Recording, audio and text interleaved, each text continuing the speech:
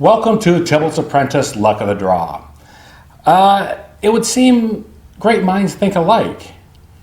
Maybe that's giving myself too much credit, but I had planned on talking about Inalla this week, and it turns out Commander's Quarters beat me to it. So some of the cards that I'll be talking about are going to be the exact same ones that you may have heard Mitch mention, but it's pretty presumptuous of me to assume that I'm in any way following in Mitch's steps. But having said that, I do know there are a few of you that are familiar with me and don't know what Commander's Quarters is, and I'm going to actually include a link in the description below for you to check out his Inalla deck. This and the cards that I'm going to talk about are specific to the deck that I play.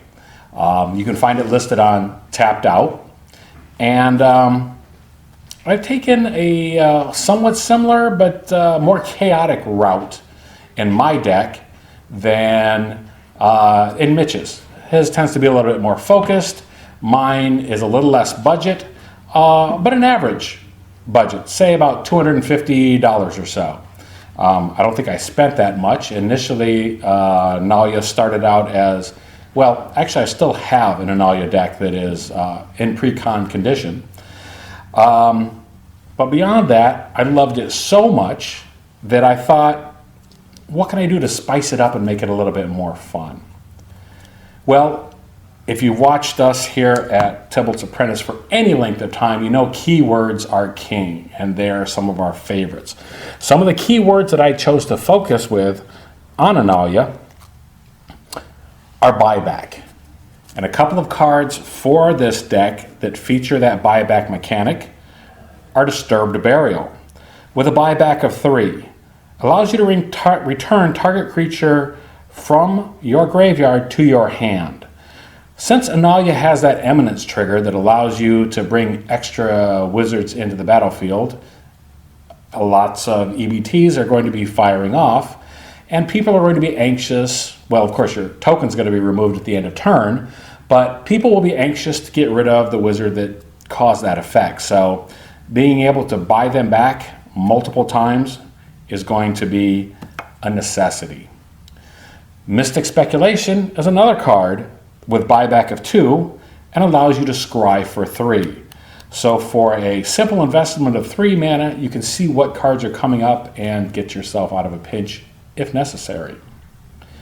Another one with buyback, and I know I've mentioned this a million times on the channel, so I won't go into it, but Capsize is another card for 3, 2 green and a white, that's 3 buyback.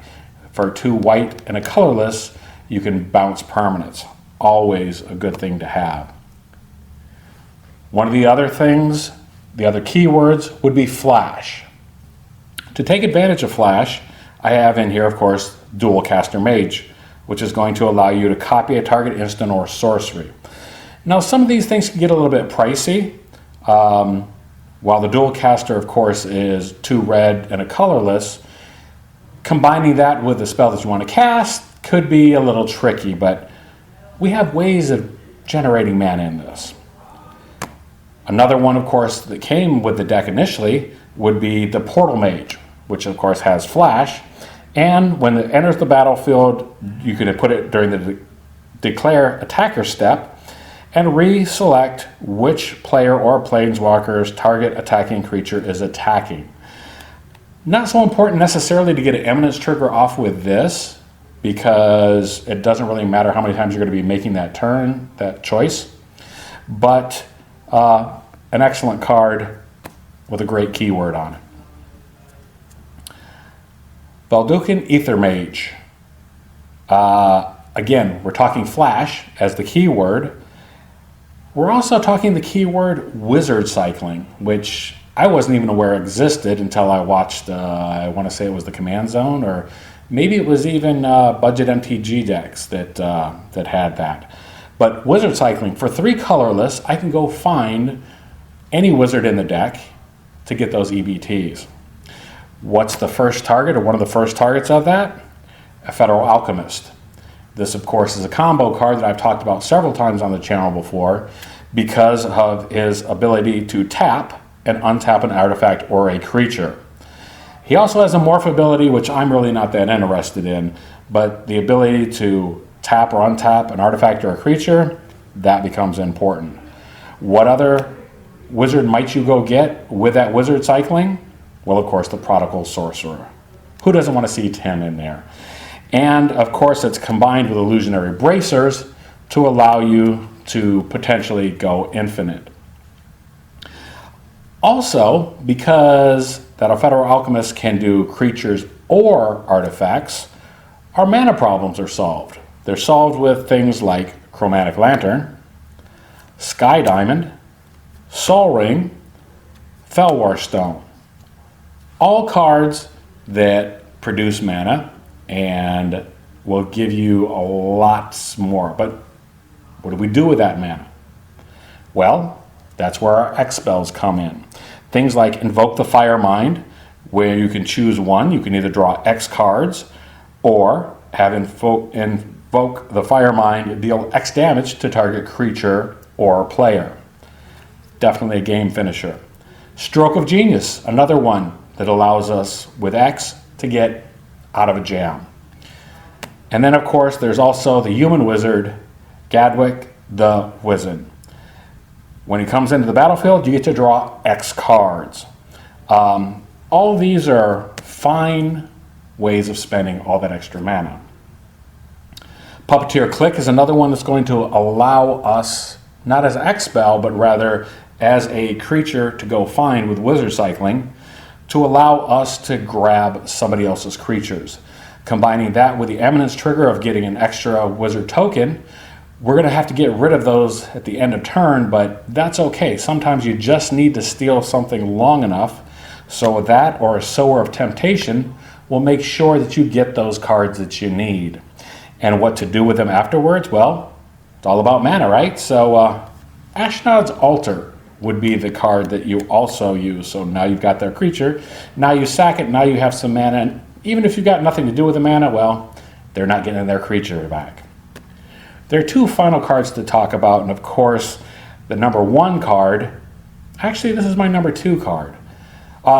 It's a single card combo. Well, with her Eminence trigger, it's a single card combo. And that's the Wanderwine Prophet. And I will link to the professor's description of how best to use that. But if you've been around for any games with Inalla, chances are you may have come in contact with this. I will read the text on it though. You champion a merfolk. So combining that with the Eminence trigger, placing them in the proper order, whenever Wanderwine Prophet deals combat damage to a player, you may sacrifice a merfolk. If you do take an extra turn after this one, well, you can see how that can lead into infinite combos if you have an open opponent. What I think of as possibly the best card in here, though, that is overlooked and underrated, especially with the Eminence trigger, is a Time Stream Navigator. For one colorless and a blue, you can put out this 1/1 creature, and as long as you have Ascend, which really isn't hard when you're generating tokens and you're making lots of things on the board, for 2 blue and 2 colorless, you can tap the Time Stream Navigator, put it on the bottom of the library, take an extra turn after this one, activate this only if you have City's Blessing.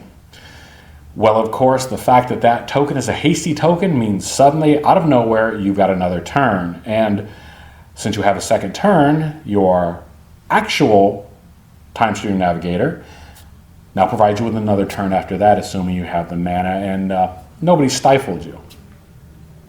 Anyhow, that's a quick look at the cards in my deck that I combo or look for.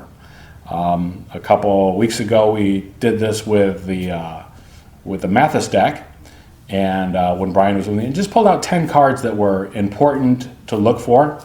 These are the cards that I look for in this deck. These are the combos that I think are most important and lead to winning games. But what did I miss? Surely there was something in the cards that I just named that could be equally as effective. Or if you look at the deck list down below or check it out on Tapped Out, maybe there are other combos in there that I should be talking about. If so, mention in the comments below. And in the meantime, like, comment, and subscribe.